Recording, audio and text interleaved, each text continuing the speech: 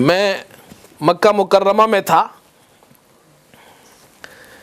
ایک رافضی ملا وہاں مسجد حرم میں، مجھ سے مسجد حرم میں بھی رافضی ملا ہے ایک، اور مسجد نبوی میں بھی ایک ملا ہے۔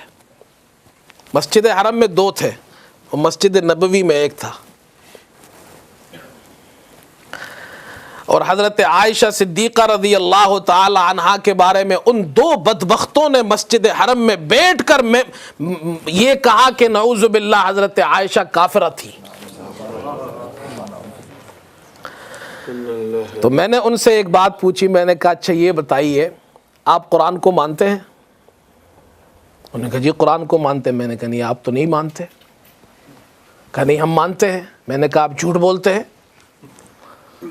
کہتے نہیں ہم قرآن کو مانتے ہیں، ہم شیعہ ہیں لیکن قرآن کو مانتے ہیں۔ میں نے کہا نہیں آپ جھوٹے ہیں، آپ قرآن کو نہیں مانتے ہیں۔ انہوں نے کہا آپ کے پاس کیا دلیل ہے؟ میں نے کہا قرآن پاک میں اللہ تعالیٰ فرماتے ہیں وَأَزْوَاجُهُ أُمَّهَاتُهُمْ، حضور کی بیویاں تمہاری مائیں ہیں۔ اس آیت کو مانتے ہو؟ اب وہ پریشان ہو گئے کہ اگر وہ یہ کہے ہاں میں اس آیت کو مانتا ہوں تو حضرت عائشہ میری ماں ہو گئی۔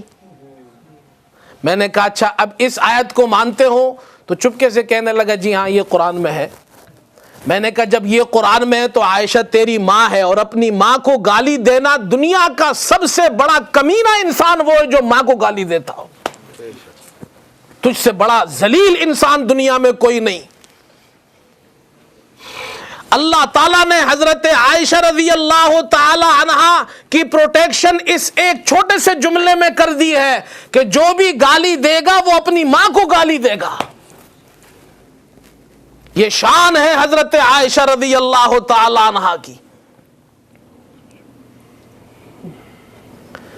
اللہ تعالیٰ نے قرآن پاک میں ان کی پاکی بیان کی، ان کی برات بیان کی۔ یہ دو رکوع اللہ تعالیٰ نے قرآن پاک میں ذکر کی ہے۔